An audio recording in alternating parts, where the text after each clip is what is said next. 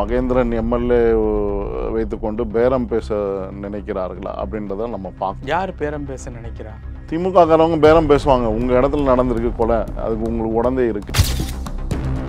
அப்படி பார்க்கும்போது இதுக்கு இது பின்னணியில் பார்த்தீங்கன்னா இது ஏதோ ஒரு பிளான் பண்ணியிருக்காங்களா அப்படின்றது தான் தெரியுது. ஏன்னா எஸ்ஐ கூப்பிடும்போது கண்ட்ரோல் ரூமில் அவருக்கு தெரிஞ்சிருக்குது குடிமங்கலம் போலீஸ் ஸ்டேஷனில் இவங்களுடைய பிரச்சனையானது ரெகுலராக நடந்திருக்குமோ.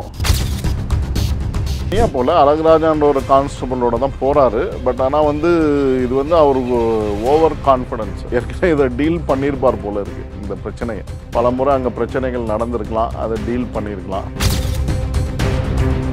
ஏன்னா அவங்களுக்கு தகவல் கொடுத்துருக்காங்க, அவங்க ரிலேட்டிவ் தான், அங்கே இருக்கவங்க தான் போலீஸ் கண்ட்ரோல் ரூம் அடிச்சிருக்காங்க, இந்த மாதிரி பிரச்சனையாக இருக்குது அப்படின்றது. பட் இது இதுக்கு பின்னாடியான விசாரணை அவங்க தப்பிச்சு ஓடி போயிருக்காங்க ரெண்டு பேருமே. அந்த ரெண்டு மகன்களும் ஆள் எஸ்கேப் அப்படின்றப்போ பார்க்கும்போது இதில் பின்னணியில் அவர்களுடைய இதை பிளான் பண்ணியிருக்காங்களா அப்படின்றதை நம்ம அரசியல் ரீதியாக இருக்கிறதுக்கு வாய்ப்பு இருக்குது. ஏன்னா எலெக்ஷன் நெருங்கிட்டு இருக்கு. அந்த இடத்துல இப்போ ஆல்ரெடி பார்த்திங்கன்னா நிறைய இடங்களில் திமுகவை சார்ந்தவர்கள் எதிர்கட்சியில் இருப்பவர்களிடம் பேரம் பேசி கொண்டு இருப்பதாக தான் தகவல் வந்திருக்கு. அந்த மாதிரியான சூழ்நிலை இந்த இன்சிடென்ட் நடந்திருப்பது அரசியல் ரீதியாக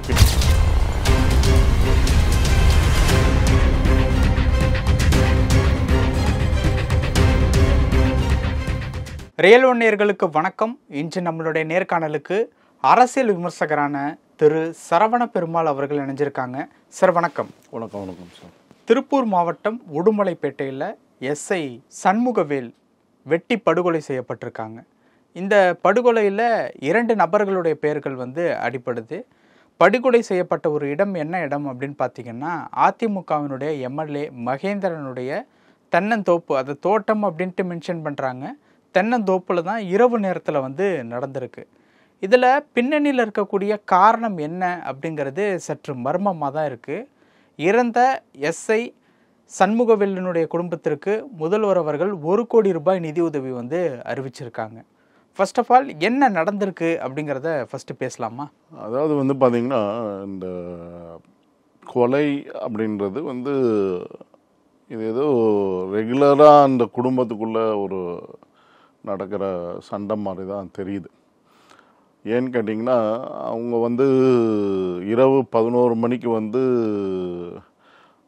மூர்த்தி அப்படின்றவருக்கும் அவருடைய இளைய மகன் அவருக்கும் தங்கப்பாண்டியன் அவருக்கும் தகராறு நடக்குது. குடிச்சிட்டு அவங்களுக்குள்ள ஒரு தகராறு நடக்குது.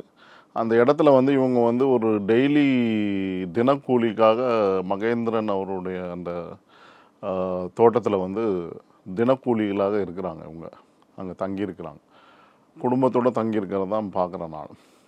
அது மட்டும் இல்லாமல் இவங்க குடும்பத்தை சார்ந்தவங்க ஒரு சிலர் இருந்திருக்காங்க. ஏன்னா அவங்க தான் போலீஸ்க்கு கண்ட்ரோல் ரூமுக்கு அடித்து 100க்கு அடித்து தகவல் கொடுத்துருக்காங்க.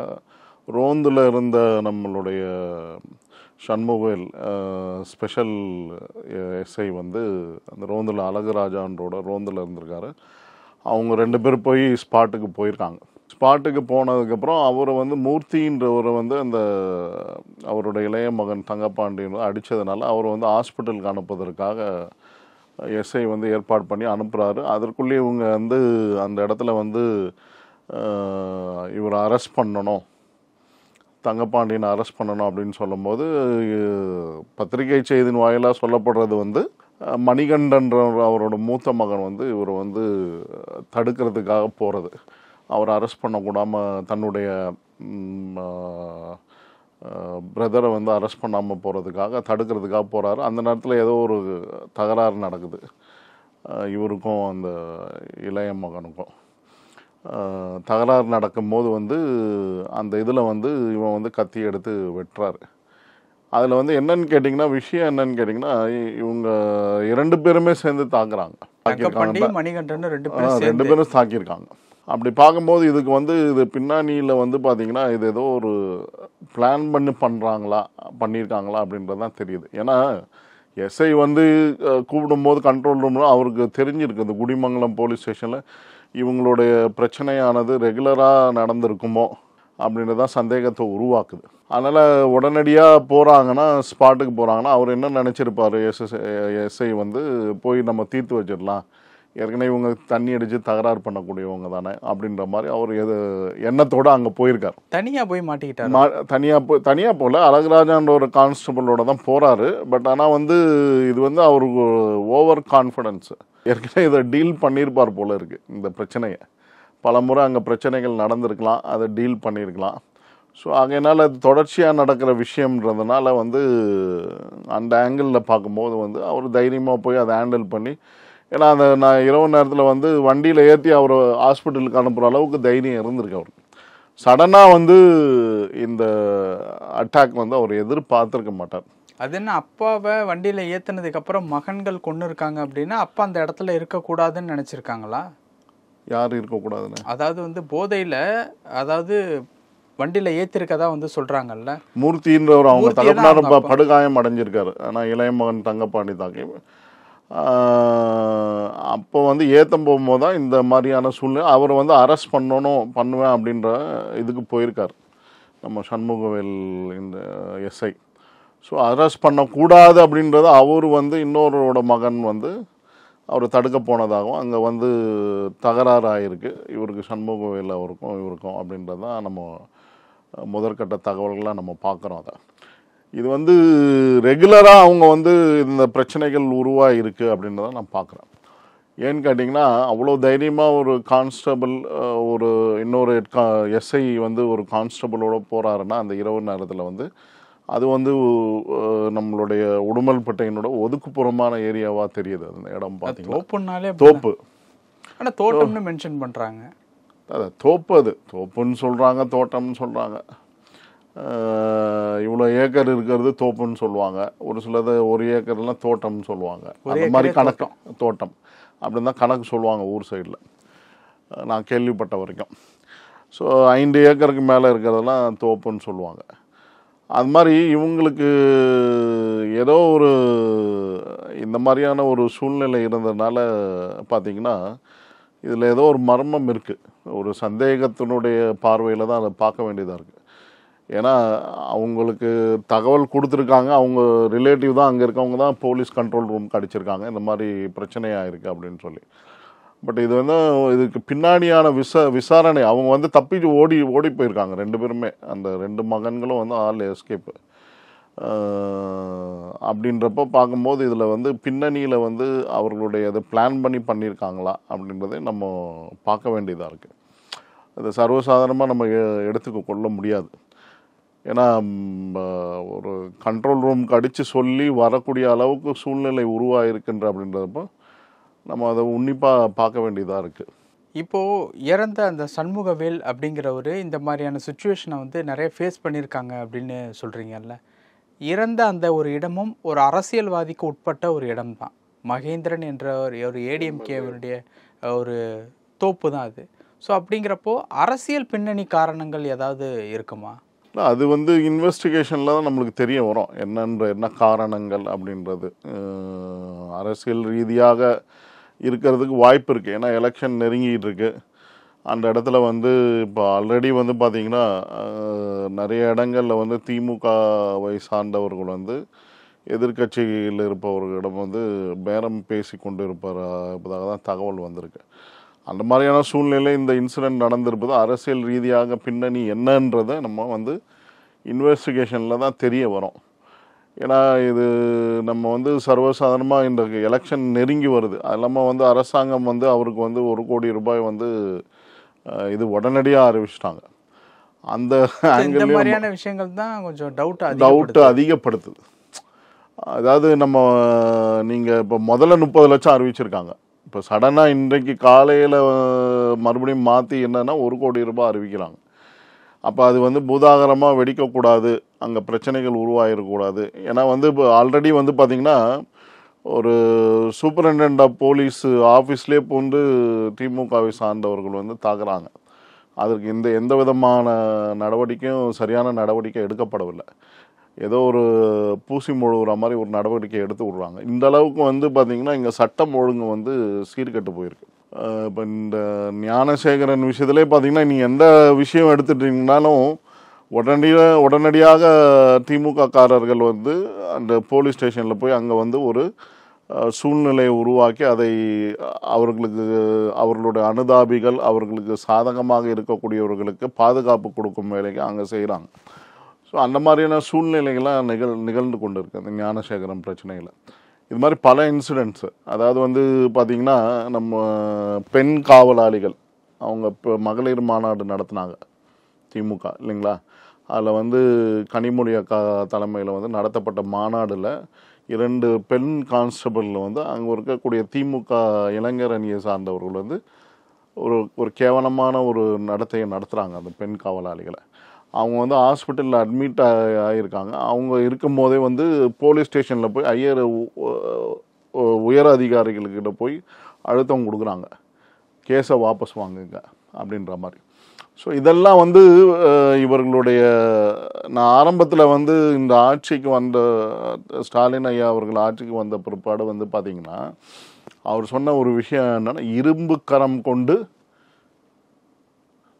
அடக்குவேன், எந்த விதிமீறல்களும் சட்டம் ஒழுங்கு விதிமீறல் யார் செய்தாலும் சரி, திமுக காரங்க செய்தாலும் அவங்க அவர்கள் மீது உடனடியாக நடவடிக்கை எடுக்கப்படும் அப்படின்னு தான் அவர் சொன்னார். அதாவது அவர் என்னென்னா, ஜெயலலிதா அம்மையார் பாணியில் வந்து கட்சிக்காரங்கள மீது இப்போ அவங்க பீரியடில் எப்படி நடந்தது 2001 to 2006 பீரியடில் நம்ம ரொம்ப பீக்கில் பண்ணாங்க ஜெயலலிதா அம்மையார். அவங்க கட்சியில் இருக்கவங்க யார் தவறு செய்யணும் உடனடியாக நடவடிக்கை, அடுத்த நிமிஷமே வந்து கட்சியை விட்டு தூக்கிடுவாங்க. இப்போ பொன்முடியை கட்சியை விட்டு தூக்கியிருக்காங்களா? கிடையாது. அவர் வந்து பதவியிலேருந்து எடுத்திருக்காங்க. இன்னும் அவரோட சிபாரிசு அவங்களுக்கு தேவைப்படுது, இந்த எலெக்ஷனில் ஜெயிச்சாகணும். பொன்முடியினுடைய சப்போர்ட் இல்லாமல் இவங்களால வந்து அந்த இடத்துல வந்து குறிப்பிட்ட விழுப்புரம் இந்த பகுதிகளெலாம் வந்து பிரச்சாரத்துக்கு போயிடவும் முடியாது. ஆகையினால வந்து பார்த்திங்கன்னா இந்த மாதிரியான ஸ்டேட்மெண்ட்லாம் ஸ்டாலின் ஐயா அவர்கள் சொன்னார். ஆனால் வந்து அதை நடைமுறையில் கொண்டு வர முடியல. இன்றைக்கி வந்து அங்கங்கே வந்து சட்டம் ஒழுங்கு வந்து கட்டுக்குள் இல்லாமல் கட்டவிழ்த்து விடப்பட்டிருக்கிறது. இந்த நிகழ்வு வந்து உன்னிப்பாக நம்ம பார்க்கணும். ஏன்னா அது எதற்காக நடத்தப்பட்டது, ஒருவேளை திசை திருப்புவதற்காக நடத்தப்பட்டதா, அல்லது வந்து மகேந்திரன் எம்எல்ஏ வைத்துக்கொண்டு பேரம் பேச நினைக்கிறார்களா அப்படின்றத நம்ம பார்க்கணும். யார் பேரம் பேச நினைக்கிறா? திமுக காரவங்க பேரம் பேசுவாங்க, உங்கள் இடத்துல நடந்திருக்கு கொலை, அதுக்கு உங்களுக்கு உடந்தே இருக்குது அப்படின்னு நம்ம அந்த ஆங்கிள்லையும் கொண்டு போகிறதுக்கு வாய்ப்பு இருக்குது. ஏன்னா நாளைக்கு வந்து இவங்க இந்த மூர்த்தி, மணிகண்டன், தங்கப்பாண்டியன் இவர்களே வந்து இவருக்கு எதிர்த்து சாட்சி சொல்லக்கூடிய சூழ்நிலை உருவாக்குவாங்க. அந்த மாதிரியான சூழ்நிலைகள் உருவாகும். ஏன்னா 5 டீம் வந்து ஸ்பெஷல் டீம் அனுப்பிச்சு இவங்க வந்து அந்த ரெக்கவர் பண்ண சொல்லியிருக்காங்க, அந்த எஸ்கேப் ஆன 2 பேரும். அப்படி இருக்கக்கூடிய சூழ்நிலை என்ன நடக்கும்ன்றது நம்ம உன்னிப்பாக வந்து காலப்போக்கில் இந்த இன்வெஸ்டிகேஷன், க்ரைம் ரிப்போர்ட்டிங் இன்னும் நிறைய நடக்கும்போது வந்து அது உண்மைகள் வெளியே வரக்கூடிய வாய்ப்புகள் இருக்குது. இப்போ அந்த 1 கோடி ரூபாய் வந்து அறிவிச்சிருக்காங்கல்ல, அதுக்கேற்ற பர்டிகுலராக ரீசன் இருக்கா? எலெக்ஷன் நெருங்குது அப்படிங்கிறது ஓகே, ஒரு காரணமாக எடுத்துக்கலாம். வேறு ஏதாவது காரணங்கள் இருக்குமா? அதாவது இந்த ஆட்சியை பொறுத்தளவுக்கு பார்த்திங்கன்னா எல்லா மட்டங்கள்லேயும் சரி ஒரு வெறுப்புணர்வு, அதாவது அரசாங்க ஊழியர்கள் வந்து வெறுப்படைஞ்சு போயிட்டாங்க. ஆசிரியர்களாகட்டும், அரசாங்க ஊழியர்களாகட்டும், அது திமுகவை ஒரு ஒரு போர்வையில் அவங்க வந்து சொல்லுவாங்க. பொதுவாகவே அரசாங்க ஊழியர்கள் இவங்க வந்து பார்த்திங்கன்னா திமுக ஆட்சிக்கு வந்தாலும் அரசாங்க ஊழியர்களுக்கு நிறைய செய்வாங்க அப்படின்ற மாதிரி. அந்த மாதிரியான தவறுகள் நடந்து விடக்கூடாது. அதாவது போலீஸ் துறையில் இருக்கவங்களுக்கு வந்து முதலமைச்சர் வந்து கண்டு கொள்ளவில்லை, இந்த மாதிரியான நிகழ்வுகள்லாம் நடக்குது, தாக்கப்படுகிற ஒரு எஸ்பி தாக்கப்படுறாரு, அதுக்கு எந்த சரியான நடவடிக்கை இல்லை. போலீஸ்காரர்களுக்கு வந்து அவங்களுக்கு முழு சுதந்திரம் கிடையாது, அவங்க ஒரு இன்வெஸ்டிகேஷனை பண்ணணும்னா. அந்த மாதிரியான சூழ்நிலையெல்லாம் மறைப்பதற்காக வந்து இந்த 1 கோடி ரூபாய் அறிவிக்கப்பட்டிருக்கலாம். ஏன்னா அவங்களோட வாக்கு வங்கியும் இருக்குது, போலீஸ்காரங்களும் ஓட்டு போடுறவங்க இருக்காங்க. ஏன்னா குறிப்பிட்டு நான் சொல்லணும்னு பார்த்தீங்கன்னா எனக்கு நல்ல நினைவு இருக்குது. 2016 தேர்தலில் வந்து பார்த்திங்கன்னா நான் போட்டியிடும்போது வந்து நான் வந்து எலெக்ஷன் கவுண்டிங் அப்போ வெளியே வரேன். நான் இதில் நான் போலீஸ் கான்ஸ்டபிள் அங்கே நின்றுட்டு இருந்தவங்க சொன்ன நிறைய பேர் வந்து கேட்டாங்க, சீமான் எவ்வளோ ஓட்டு வாங்கியிருக்காரு, சீமான் கட்சி எவ்வளோ வாக்கு வாங்கியிருக்கு. அப்போ வந்து பார்த்திங்கன்னா இந்த போலீஸ்காரர்களும் பெருவாரியானவர்கள் வந்து அரசாங்க ஊழியர்களும் இங்கே வந்து நாம் தமிழர் கட்சியை சார்ந்து இருக்கக்கூடியவங்க இருக்காங்கன்றதை நான் தெரிஞ்சுக்கிட்டேன். ஸோ இந்த மாதிரியான சூழ்நிலைகள்லாம் இருக்குது.